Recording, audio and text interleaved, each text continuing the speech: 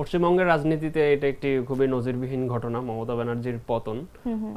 আপনি শুরুতেই বলছিলেন যে এক যুগেরও বেশি, অর্থাৎ 15 বছর ধরে তিনি ক্ষমতায় আছেন। তো এই ফ্যাক্টরটা খুব বেশি কাজ করেছে, যেটা বিশ্লেষকরা মনে করেন যে এন্টি ইনকামবেন্সি বলে একটা কথা আছে। যারা ক্ষমতাসীন থাকে, দীর্ঘদিন ধরে যারা ক্ষমতায় থাকে, তাদের বিরুদ্ধে একটি মানুষের একটা সেন্টিমেন্ট তৈরি হয় এবং সেই সেন্টিমেন্টটা বিরোধীরাও কাজে লাগানোর নানাভাবে চেষ্টা করেন।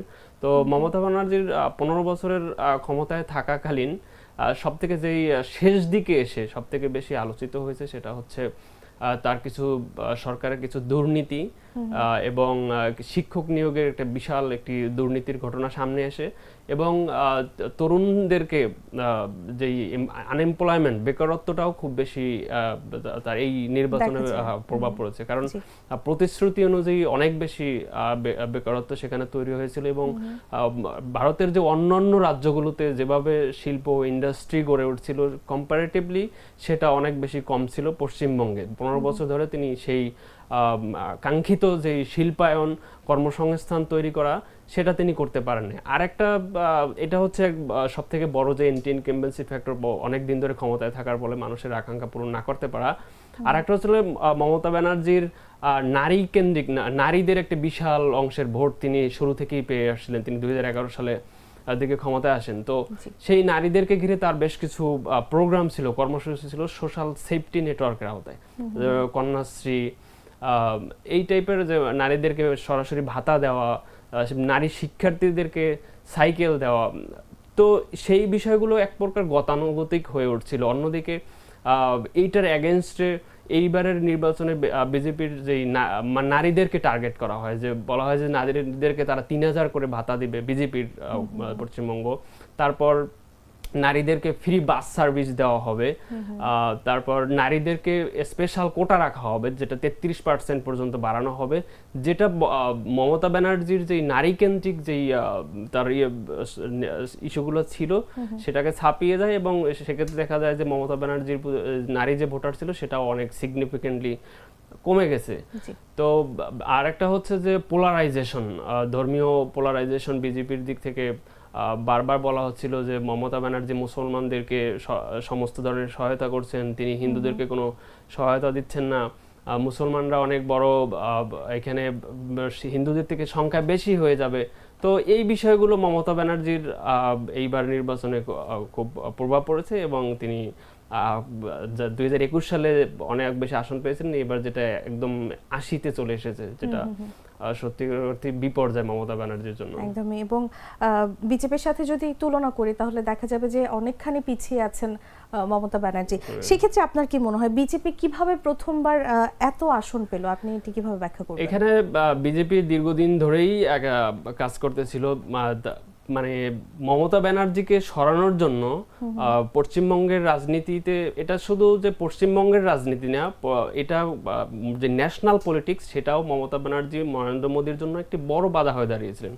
এবং নরেন্দ্র মোদী নিজে সর্বশক্তি নিয়োগ করেছিল বিজেপির যে কেন্দ্রীয় সরকার আছে, যে কোনোভাবে মমতা ব্যানার্জিকে সরাতে হবে। সেক্ষেত্রে তারা, আমি আগেই বললাম যে পোলারাইজেশন, যে ধর্মীয় পোলারাইজেশন, হিন্দু এবং মুসলিম এদেরকে ভাগ করে দেওয়ার যে নীতি, সেই নীতিটাকে তারা এখানে অ্যাপ্লাই করেছিল।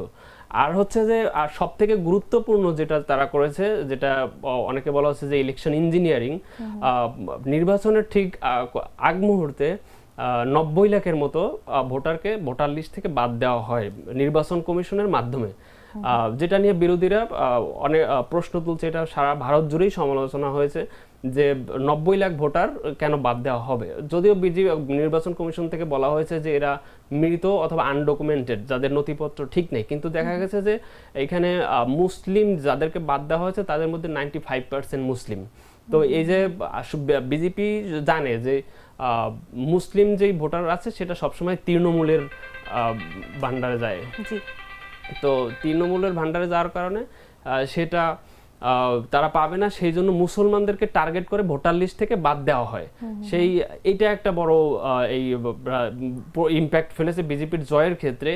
আর এখানে আরো যে ফোর্স প্রয়োগ করা হয়েছে, যেরকম কেন্দ্রীয় বাহিনী মোতায়েন করা হয়েছিল, অসংখ্য কেন্দ্রীয় বাহিনী মোতায়েন করেছিল, যারা তৃণমূলের যে নেত্রী মমতা ব্যানার্জি তিনি বলেছেন যে এই কেন্দ্রীয় বাহিনী দিয়ে ভয়ভীতি দেখানো হচ্ছে, তাদের লোকজনকে তুলে নেওয়া হয়েছে।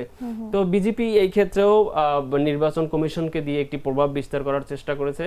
আর আরেকটা বিষয় ছিল যে মুসলমানদের ভোট বিভাজন হয়েছে না। বেশ আপনারা কয়েকদিন আগে জেনে থাকবেন যে পশ্চিমবঙ্গে একটি বাবরি মসজিদ নির্মাণের একটা উদ্যোগ গ্রহণ করা হয়েছে, এবং যেই লোক এটার নির্মাণের উদ্যোগ গ্রহণ করেছেন হুমায়ুন কবির, তিনি কিন্তু তৃণমূল কংগ্রেসে ছিলেন।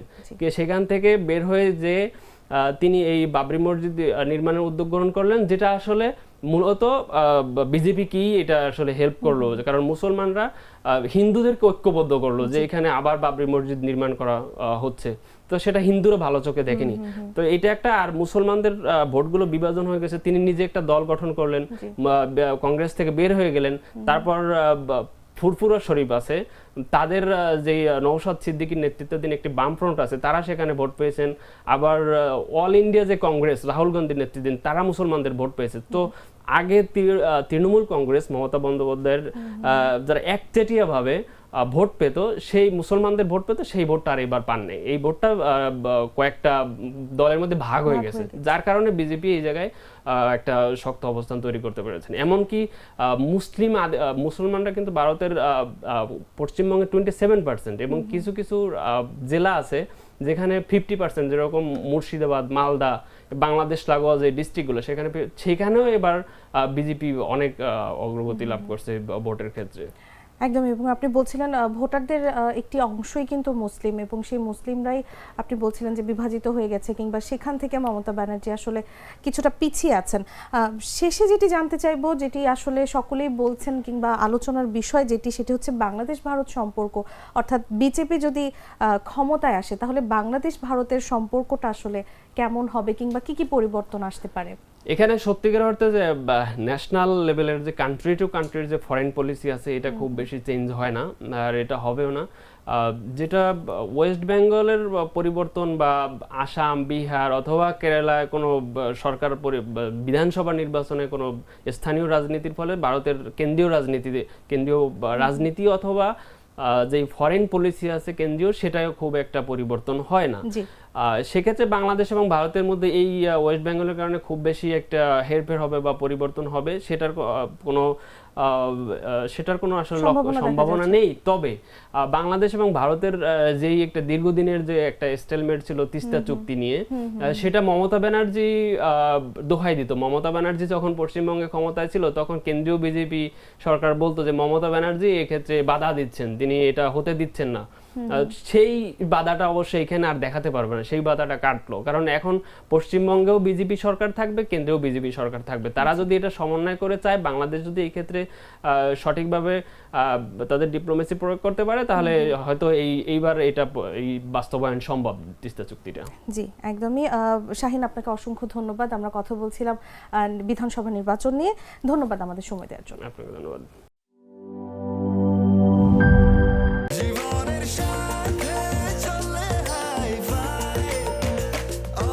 স্বাস্থ্যকর অল টাইম, সব সময় অল টাইম হেলদি লাইফ।